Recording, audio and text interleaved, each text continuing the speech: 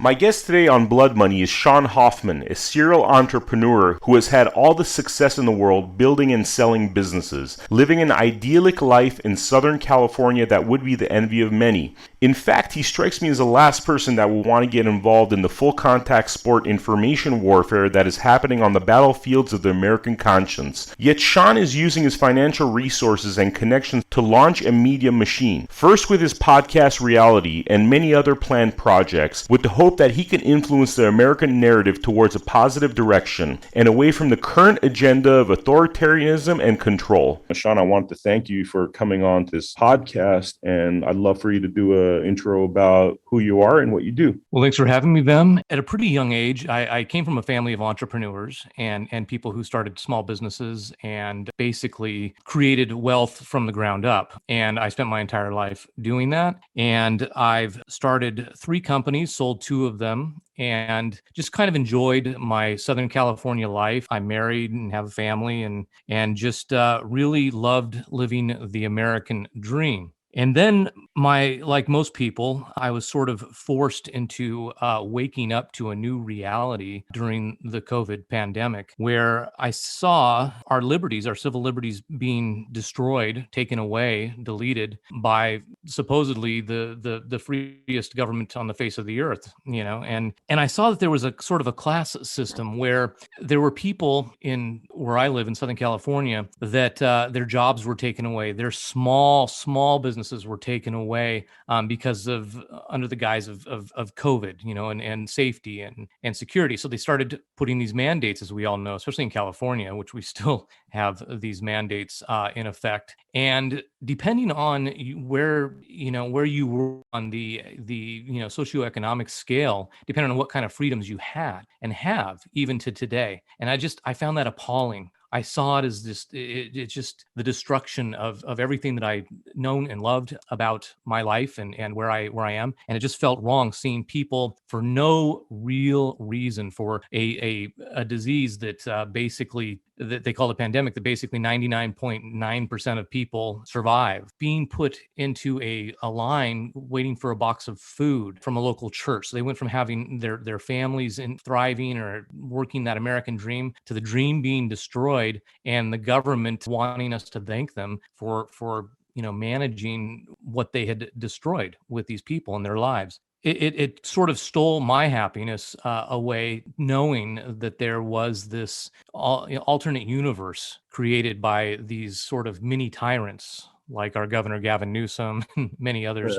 Yeah. It's funny because I just saw a picture of him at some sports event where there's like 50,000 people, and him and Magic Johnson are standing there without a mask while 4-year-olds are berated for not wearing their mask. Exactly. And so the hypocrisy, of course, we know about him going up to Napa, the French Laundry, and in the height of the Delta variant, and with a group of people and unmasked eating. And we saw Nancy Pelosi at a hair salon, not masked. And I guess it's what's surprising to me, and I have many people in my family and many people I know, obviously, and have worked with that are Democrats and support the Democrat Party and give large amounts of money to the Democrats, and yet they somehow are blinded to this reality. Yeah. It kind of reminds me of, there's that famous picture in the late 30s where everybody's saluting Adolf Hitler except for one guy who's got his arms crossed and unwilling to do that. And you wonder how come he, out of like this group of like seemed like 1,000 people, why is there only one individual rebelling against such obvious fascism?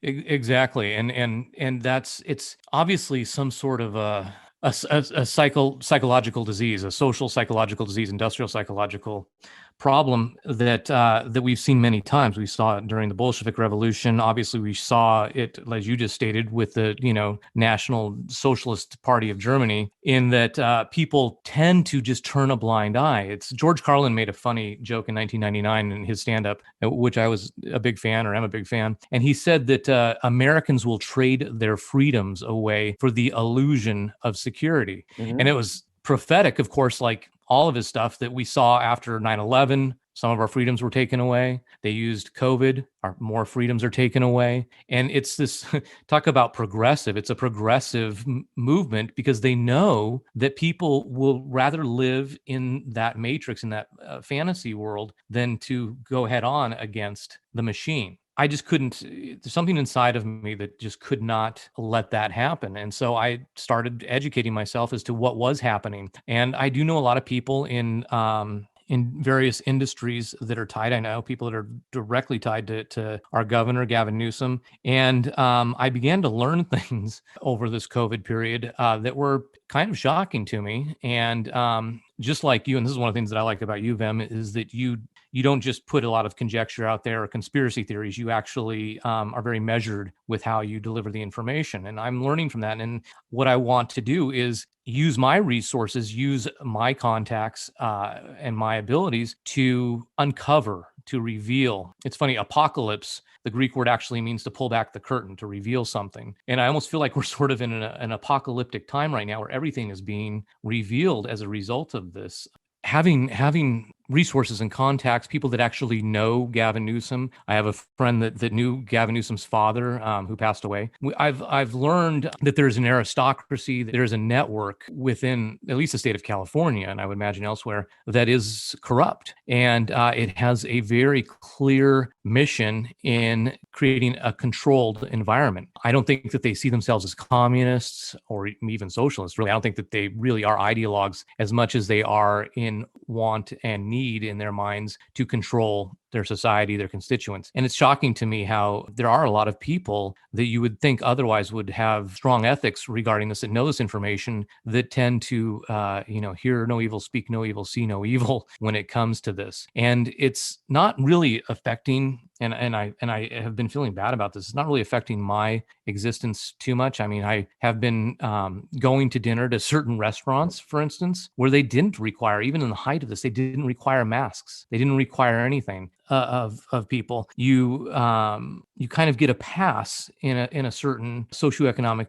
arena, and everybody kind of knows what's really happening, but they let it happen anyway. And I just couldn't do that because I was watching on the local news, like I said earlier, people that were hardworking family people, middle-class people that were working just weeks prior, and then weeks later they had to actually, wait in a car line to pick up food. They had to get all sorts of government help to survive. And I just said, that's enough. So I'm, a person, and anybody that really knows me knows that I'm a person that will fight till the ends of the earth for what I believe in. Why are you, I mean, looking at your profile, there's a lot of people that have your level of success that are accomplished people that are just enjoying their lives and being, cooperative with essentially what is really a caste system. Why are you so brave? Well, I think that it comes from my core beliefs. I'm a Christian. I think I'm a patriot. I know I'm a patriot. It's the foundation of who I am, and I can't turn a blind eye to injustice or the weak or innocent being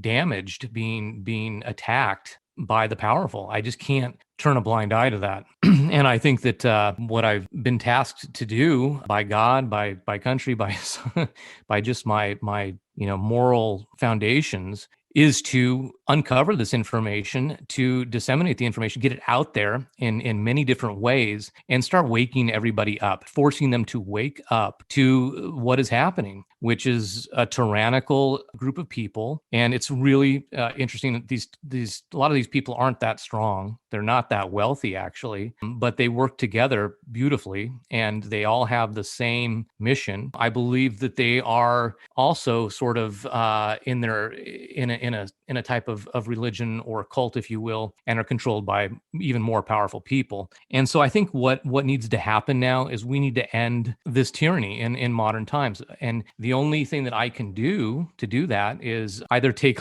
massive legal actions, which cost a lot of money and usually don't really go anywhere within our court system, or get this information out, organize with other people like yourself, Vem, to learn more, create more content, and let people know that what's happening is not a conspiracy theory. It's not somebody with a tinfoil hat in their mom's basement that has no real comprehension of anything, is on some sort of psychotropic drug regimen. It's it's not the case. There's people like yourself, like me, that are seeing, and there's a lot of other people I know. Some don't want to be made public, but they know, and they are actually as concerned as I am regarding this, and they want to get this information out, and they want to fight that sort of dark force that's happening in the world right now. So my incentive is just so that I can live with myself, so that when I'm on my deathbed, I'll know that I did the right thing. And I think that that's what more people have to start waking up to. So let me ask you something about, like, you and I think have an understanding of the judicial system and why it is difficult to go through the courts. Could you enlighten the listeners as to, when you say that, it is a challenge to take this through the court system? Could you tell us a little bit about that? Well, the court system, first of all, in a court, it's not. If you've ever been in a legal battle of any kind, you understand that there's certain rules first when it comes to going through the court system, in that you have to convince a lower court, and you have to have enough evidence and support for whatever complaint you're making on a particular subject. And then what you have is, especially when you're dealing with somebody that's powerful, has a lot of money, they usually have very large law firms. Those law firms can inundate you with information, so much so that it could take years to go through that information. So in other words, if I want to go after somebody like say a social services, or I want to go after a government agency and say, look, they're misspending money, and or a corporation, and they're misusing funds, or they're perhaps even laundering money or embezzling money, what they will do in response is that law firm will give us boxes of information in that discovery, of useless information that we have to sift through, which takes years and takes many attorneys and accountants to go through it. And then once you get through that and you go to, say, a jury, they will make it,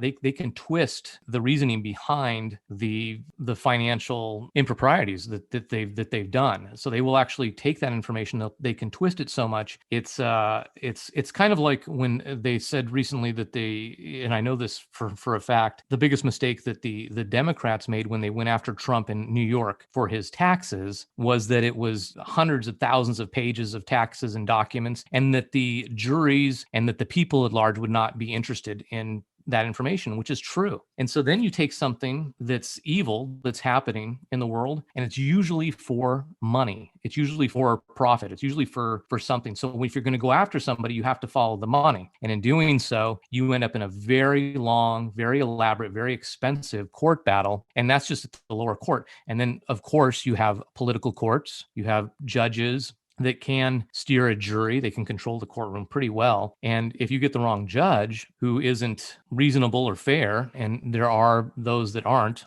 obviously we've seen that in the Supreme Court recently, they will find a way of manipulating that court situation where you have to then either appeal it or take it to a higher court, which is, again, going through the entire process again that I just mentioned. And so I'm not an attorney. I've worked with a lot of attorneys. I've dealt with court battles in the past, and it's not easy. Now, you talk about going after a major organization, a big bank. I've never gone after $1 trillion organization or a massive governmental entity. And so if you just let that marinate for a second as to what it takes to go through the court system, the different barriers that you're going to run into, especially political ones, it's really, really hard. And you do lose your audience. I mean, journalists, it's a very boring subject, actually, most of the time, unless it's a criminal case and it's a murder case and it's something really simple. But in the things that we're talking about, to go after these entities that are corrupt, to go after these people that are corrupt, it's a long process. And then the last thing, Vem, I'll say in that long diatribe about that is that while you're spending those years going after these people in court and spending millions of dollars to do it, what are they doing? They're continuing to run their criminal enterprise, or are doing the same things they've been doing anyway, and they're furthering that agenda. So it seems better to spend the money and the energy and all the resources on illuminating, shedding light on those things, because that's what's powerful. Because when enough people wake up to something horrific happening in their midst, they'll react, and they'll react in the voting booth. They'll react a number of different ways, and that's what sways the pendulum. So what you described is basically something that's unlawful, called legal attrition, or war of attrition. Why is it that that alone is not punished? Why is it that when a law firm is clearly just putting garbage forward just to make sure that it's boxes and boxes of information that drag things out for years and years, why is it that that's not stopped as it happens? Well, I think that the easiest answer for that is there hasn't been a law, whether it's in Sacramento at the state house or in D.C., that hasn't been written by a major law firm. The attorneys and the aides working for these Congress people and senators, they're not writing anything themselves. They don't. I can tell you, most of them aren't even reading the laws that they're voting on and signing. These are created by lobbyist firms, which are basically law firms, and they have created the system just like the tax system in the United States. It's complexities for a purpose. It's not because they need to have such a complex penal code and such a complex civil code or tax code, but they do it so that they can manipulate the situation when need be. And everybody kind of knows that. They understand how that works, and they understand that most people don't have the attention span or the knowledge to be aware of what's actually happening. I'll give you an example. What I often talk about, which I think is funny, is people that I even know, or I should say, that aren't in business, that haven't ever connected with these people. They believe that the one great thing about the industrialized world, the United States, England, is that politicians are never on the take. They're never getting those briefcases full of cash, right, that you see in the third world. Well, in fact, they are, and everybody knows how that's done. So I have a corporation. I have a for-profit corporation. I'll set up a nonprofit corporation, and I'm going to call it, the Vem Miller Foundation. And the Vem Miller Foundation has my cousin running it. I'm not really connected with it, other than I support it because it does a lot of good things and it disperses money to a lot of great causes. And so I want a politician to pass a law. So I hire a lobbyist firm, and I say, I want everybody to buy my widget. I want everybody to buy my widget in the state of California because it helps them be safe. And the firm says, okay, well, that's to hire us and retain us and all the work that's going to take to do. We're going to need about $3 million. Okay. Here's $3 million. And then they go to work and they write a statute, they write into a law, a bill, and then they give it to the state legislature, they give it to the Congress, and then they start meeting with their contacts. And a lot of these people in the firm also were former Congress people or aides. They go in and they start pitching this law, and they say, look, another thing is that we'd like you to sign this law. It's a great thing. You just need to go ahead and sign it. By the way, the Vem Miller Foundation is having a graduation speech at Yale this week, and it's in front of the business law class. And we'd like you to come in and do a 15-minute speech. And of course, we'll pay you $250,000 for that 15-minute speech. Oh, okay. man. Yeah. And the politician says, okay, I'll go ahead and sign that law. And I will put in my book that I'm going to be at Yale to do that speech for the Vem Miller Foundation. That's great. And there's your briefcase full of cash. Now, that is usually too complex for most people to really wrap their minds around. And it happens every day. And so it's funny when people often say, well, how do these politicians that have been, career politicians their entire life, how do they create so much wealth? How do they accumulate so much wealth on a, $150,000 a year salary? Well, that's how. And that's why they do it. And again, the court system, remember, a lot of these judges, if they're local judges, they're voted in mostly. And if they're federal judges, or state judges, they're appointed. And they're appointed by those same crooked politicians. So what do you think the solution is? I think the solution is to basically undo, and this goes into a long subject. We have to undo, as you know. Did you ever read? I don't know if you ever read Saul Alinsky's Rules for Radicals. I haven't. No. Okay, well, in that, he sort of basically elaborates on, I think it was a 1963 Communist Manifesto, on how to kind of take over a country. And he says certain specific things like change language, change the definition of words, demonize your opponent by labeling them with those words, racist, sexist, whatever it may be. And then the key is basically the minds of everybody, which is controlled by the educational system and the media. And so people have been programmed, even into social media now, they've been programmed to have a certain attention attention span to focus on certain things. I mean, every show has been a cop show, right? I mean, that's on purpose. Government is good.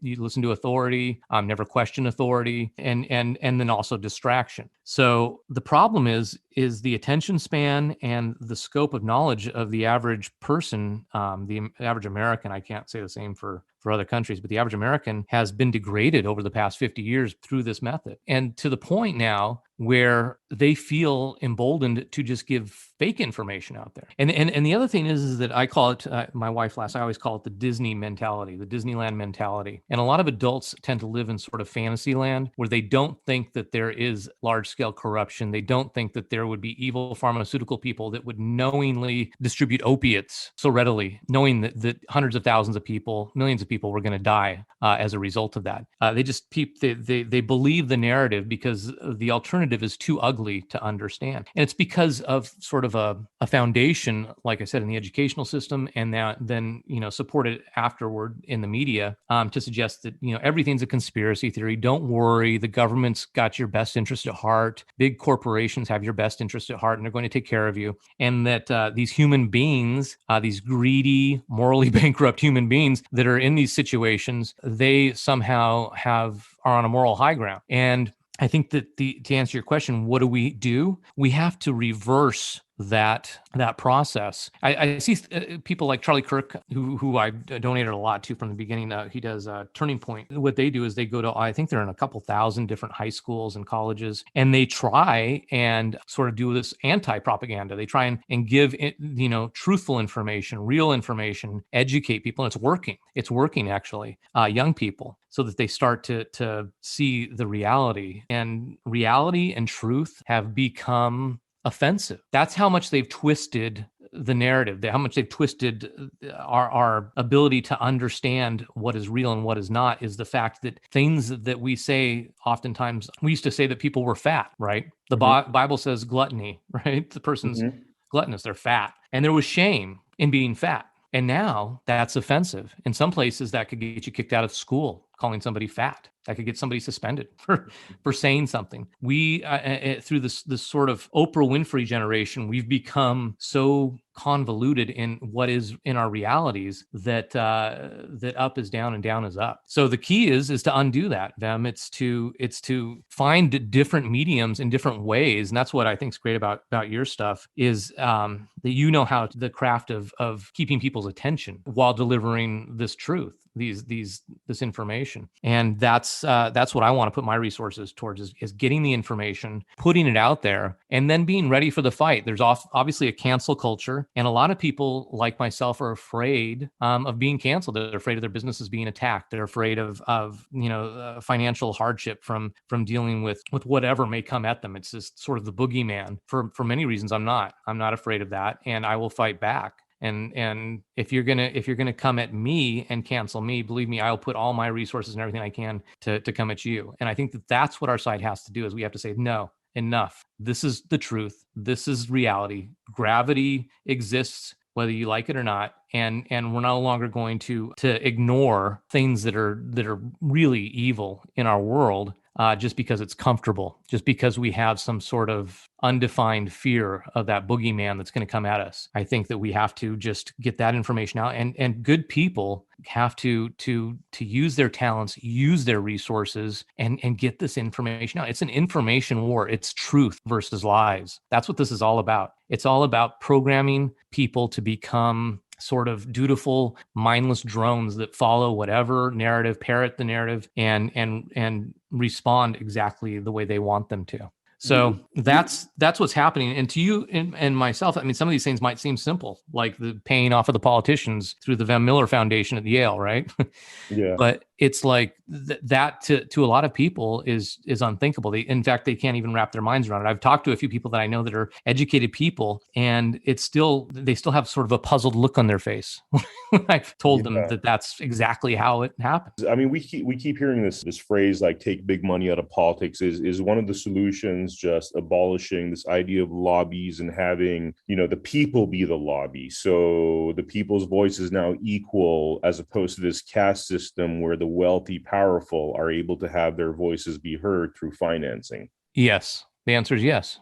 Yeah, no, that's what has needed to happen for a very long time. So it's that needs to happen, and then also too, I think transparency of the bureaucracies. I don't know if you're familiar with. I know you've traveled a lot, but in France, I have friends that are half their family lives in France, and they go there constantly, and they have businesses in France. When you pay your income tax, you get your tax returns back. It basically just gives you everything. It just gives you a copy of what you basically sent in and that they verified. In France, what they do is when you pay your taxes and you get that return back, or you even get the tax bill, for instance, it states exactly where percentage wise, dollar wise, your tax dollars went. Oh, wow. That's interesting. It is interesting, and it's part of transparency. And I think that the bureaucracies within our government, from the educational system to the FBI, have become so powerful in themselves that they control the politicians. I can tell you, which we're going to be talking about with other people. I know firsthand that the NIH and the National Institute of Infectious Disease and Allergies, they lobby senators, they lobby politicians with the money that they get from the government. Wow.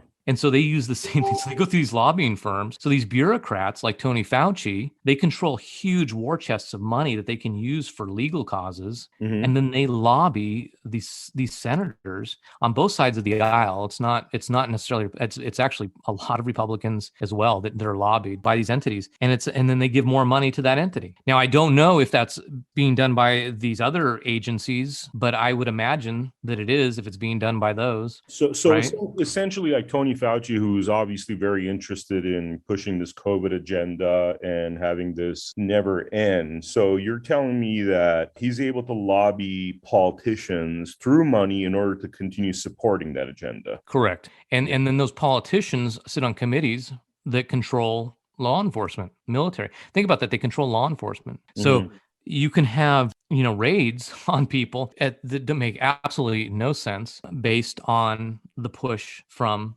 another government agency not liking what somebody's saying or doing. And that's scary. I mean, that's basically, Stalin and the former Soviet Union. That's how they operated, right? You show me a man, I'll show you a crime. So we've gotten to a point now where people are intimidated. I actually know a doctor, and she sits on the board, as a lot of doctors do actually, of the FDA, and she's highly credentialed, highly successful in Los Angeles, and is afraid to give out information. Is literally afraid for her safety, if you can believe that, to divulge things, afraid of what might happen, not knowing exactly what would happen, but they've seen people's clinics raided, they've seen IRS raids. They've seen FBI raids for various reasons. And even when you come out the other side of it clean, it's cost you, a couple $1 million in legal fees and destroyed your business. So we are literally living in a place of tyranny where we're under an authoritarian government right now as we speak. They don't have total control.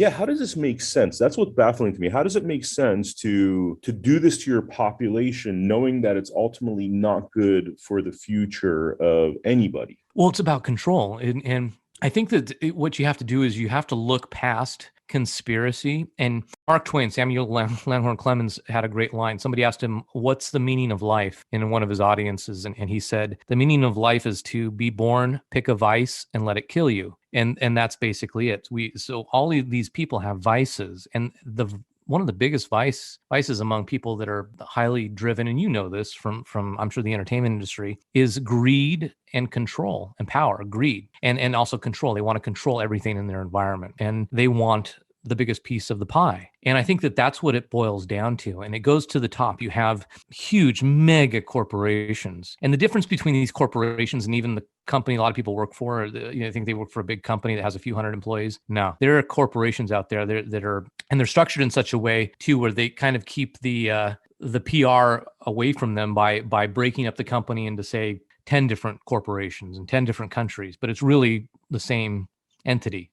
Okay. In whether it's in finance or in media or whatever. And it protects them both, through the prism of the public and financially and legally. So what's happening is that people from the very top down, sort of a pyramid, if you will, right? Pyramid scheme, they're greedy. And people get driven. They've had everything in life that they could want, and just like an alcoholic wants that drink or a drug addict wants that next hit, they want more control. And when they start to not have that control, they don't have that power, it scares them. And people, if the most frightening thing to these people would be the population in control, really in control in their minds. It's as scary as if a guy runs the factory and the factory workers are in control of how the factory is being operated and who's getting fired and who's getting hired and who's doing what. It's the CEO of that company would be jumping out of a building, out of a window. He would be so freaked out. Well, that's how these people operate. I think largely the politicians are greedy, but they're more puppets. They're more grifters or con artists, most of them, literally. And people go, and most of them are attorneys, and they go into that field because they want to make wealth by being that medium, by being that talking head that controls the populace, for the people behind them that are pulling the strings, and those are the mega corporations. It's not really all that complex. I mean, since recorded history, wars and murders and all the bad things that we've seen in every country throughout the entire, like I said, recorded history has been about greed and power, and the power and control is to accommodate the greed. So it seems like the first step is to get rid of lobbies, because that's how a lot of this stuff is done. And I'm just hearing you talk about these things. I identified two things, which is one, getting rid of the lobbies, and then essentially you have hidden monopolies. Now, big corporations with a lot of splinter, smaller corporations that to the public eye seem like just a bunch of smaller corporations and hence benign to a certain degree, but it's really this mega corporation at the top of it. How do you approach that issue in terms of monopoly laws? Well, I think that I think we're close to approaching that situation. I think that that's why these bureaucracies, these government bureaucracies and these unions have become so powerful. I think that they know, and I also think on a side note, that's why we're seeing all of this sort of these mandates and this authoritarian process just push into hyperspeed, because they know that the time is short for what they're doing and the gig is up. And so what they want to do is they want to establish an authoritarian or totalitarian regime, which is always backed by these bureaucracies. And it always starts with a certain degree of BS on the parts of the leaders, where they give the illusion that they're doing it for the people, and they're really not. And I'll give you an example. There's a Reader's Digest, I think from 1952, where Stalin is going into Czechoslovakia, and he's trying to take over or fold them into the Soviet Union, Czechoslovakia. He uses that Lenin line when asked by the reporter. He said, well, how are you going to get this socialist party to go communist and to join and be another state within that Soviet Union?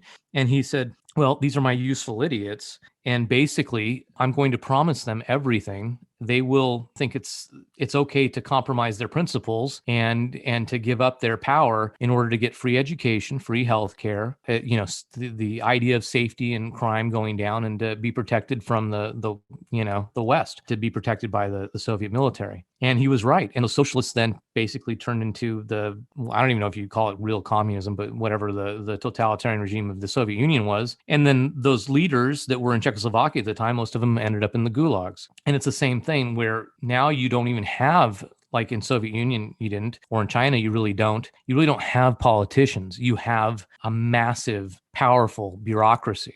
And so they've created that in the background, that bureaucracy and that propaganda machines, because they know that eventually people are going to, especially with information being shared so readily, they know that people are going to say no. No more lobbyists, no more, if a law is written, let it be written in the halls of Congress. Let it be transparent to the people. And so now the bureaucracies, as we've seen, are taking over. OSHA, the FDA, the CDC, the FBI, the IRS. These bureaucracies have more power than our elected leaders often. So you were mentioning that they're almost at the end of their line. Tell me a little bit more about that. I think that one of the I always say that for every reaction there's obviously a reaction, right? An opposite and equal reaction, and that's what's happened. And I think through Trump being elected, he didn't. There's a whole subject about Trump, but I think that he basically disrupted that whole machine with his agenda was and what he did. And in doing so, he didn't only disrupt their machine, but he revealed it for what it is by their reaction towards him, and by like their reaction towards, like, say, these January 6th people or whatever it may be. And it really awakened a lot of people to the fact that there was corruption going on. And it made people want to research. It made people like myself say, "Wait, what's going on? This is, we've totally thrown out the Bill of Rights. We have a constitution. We have inalienable rights that are being shredded right before my eyes.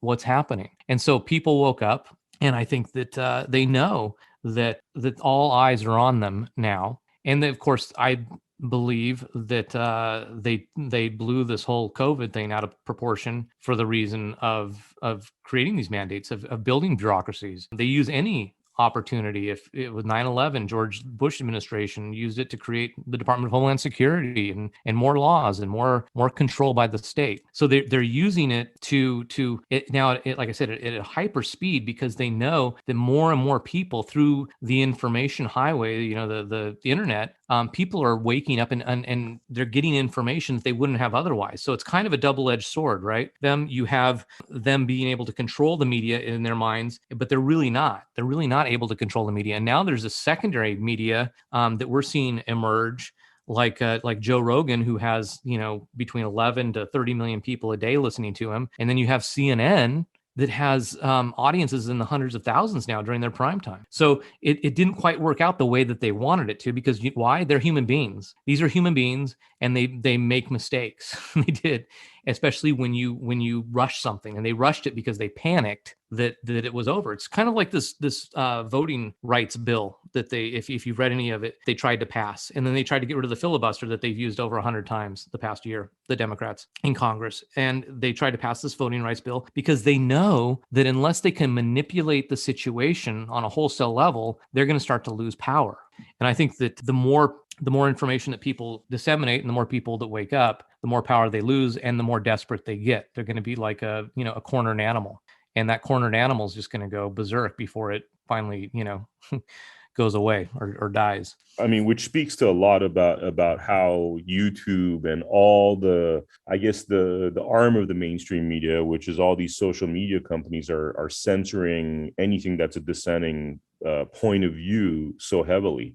Yes. Yeah. No, they're trying to. There's people out there that like myself, and we like, for instance, I didn't do any social media, and I used to joke with my wife that it was some sort of an arrested adolescent impulse by adults to be doing social media. There was no reason to do it. It was a waste of time, unless of course your purpose was to do what we're doing, or to sell a product or something. Like, I could, obviously, I believe in commerce, so I had never done this before, but I'd seen that Twitter was obviously deleting a lot of accounts, and I started on the last day of September. We started with Twitter, and now we're ventured off into other social media accounts, but went over all of their policies, read every Twitter policy, and understood exactly the line to cross. So everything that we create, everything that we put out there, and how we put it out in Twitter, or now on Instagram. We just started that a couple weeks ago. And so we're building up those audiences. These, again, people in Silicon Valley, they're not that smart. And these big corporations, and I used to go to Frisco all the time and knew a lot of people that were at Google. I knew people at YouTube. I know one person at Facebook. These are people that are kind of high up, and they have their own. These companies are so big, Vem, that they have their own internal issues, especially with the state of California the way it is, where the tail's sort of wagging the dog within these companies. Mm-hmm. And what's happening is you have these insane kind of quasi Antifa type ideologues that are in middle management, and they're basically intimidating the upper management and the board of these companies into having certain policies put into place, which obviously involves censorship. Mm-hmm. So and these people that have started these behemoth companies like Zuckerberg, he started in 2000. I think that's kind of why he's moving to Austin right now. I think they've just lost control. I really do. I think that it's almost like a revolution within these corporations. Sorry to interrupt you, but on the Zuckerberg tip, you don't think he's moving to Texas to influence politics there? You think he's actually moving to Texas to get a less politically motivated group of staff? I think it's both. I think, first of all, I think and he's a whole nother, subject, but I think that he and a few others have taken huge investments and huge money and had a certain amount of control by foreign actors. I really do. I think that that's the case. I think he would probably see it differently. But that's really what's happened to a lot of these people. So yeah, he'll definitely try and push politics into more of a convoluted place, which would be more to the left, because that's what the left's doing right now. It's not the party of John F. Kennedy, I'll tell you that. Yeah, he's going to do that, but I also think it's also, and the same with Elon Musk. I do think that they tend to lose control in Silicon Valley. It's basically I mentioned the Bolshevik Revolution. It's that period of Russia where the workers are completely, and in Silicon Valley they're completely insane, and it's just this mass psychosis, and they're working within that industry, and they think that their duty, their mission, their god is that socialist, politically correct agenda, and they will just like a good dutiful cult. They're gonna make sure that nobody violates that. And what I was going to say is the silver lining of those people running those companies is that they're stupid. Most of them aren't that sophisticated. They're not smart. They're not business savvy, because they do have sort of that tiny brain cult member type mentality. And so we can work around them. And that's the silver lining that I see with these social media companies. Yeah. And I think what I like to do is dispel the fact that these people are scary. They have a lot of money, they have a lot of power, but they're just people that are basically morally bankrupt, leading these companies. Usually, in my opinion, in some cases, my knowing, are beholden to other actors that don't have America's best interest at heart. Yes. So since the show's called Blood Money, I have to ask this question, which you've probably answered this throughout this interview. What does blood money mean to you? What is blood money? Blood money is anything that you do to create wealth for yourself that compromises your principles, your morals, where you basically you're willing to sell your soul for money, and in doing so you're hurting other people very badly. I think that that's what blood money means to me. I think it's anything that you do where you compromise who you are to make money, for wealth. Yeah. I thank you, Sean. Thank you so much for coming on Blood Money. Thank you, Vim. This is our second episode, so I'm so excited to have you on there. I think people are going to love what you have to say, and I look forward to doing more of these. Absolutely. Thank you, Vim, for having me, and I look forward to the next one.